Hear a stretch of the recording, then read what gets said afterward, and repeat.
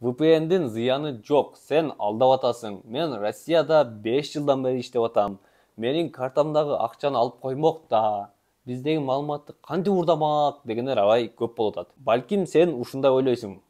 VPN'ди жасагандар же хакерлер сен жөнүндө кандай маалымат уурдаганынан кабарың деле болбойт. Өзүң солярис айдап таксист болсоң, картаңда 30 000 рубльдан максимум 80 000 рубльга чейин болсо, сенин картаңдагы акчаны хакерлер башына деле урбайт. Сенин акчаң кызыктырбайт. Сенин 80 000 рубльга караганда сен жөнүндө топтолгон маалымат кымбат. Сен кимсиң, кайсы жерде окуйсуң, кайсы жерде иштейсиң, сенин аялың ким, сенин күйөөң ким, сенин балаң ким, сенин эң көп баарлашкан досуң ким, досуң менен эмне жөнүндө сүйлөшөсүң, эмнелер менен бөлүшөсүң, интернеттен эмнени издейсиң, канчалык бетиң жок, канчалык такыбасың, соцсеттерде канчалык молдо, интернетке киргенде канчалык бети жоксуң, ошонун бүт баардыгын сактайт. Бир күн келет сен чиновник же саясатчы болсоң, сени шантаж кылышы мүмкүн.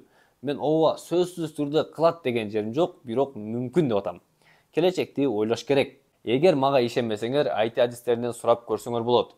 Кааласаңар интернеттен VPN'дин зыян жактары деп жазып издесеңер, толгон-токой маалымат чыгат. Мен 5 жылдан бери колдоном, уурдаса картамдан, анан же менин маалыматтарымды уурдамакта, ордунда эле турат дегендер болсо, маалымат бул T-Mobile'дан бөлүп төлөө аркылуу алынган iPhone сыяктуу эмес, алып кетип калгыдай.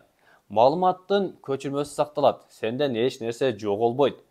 Анан силерди кирип бирден карап отурбайт, баарын базага жаза берет.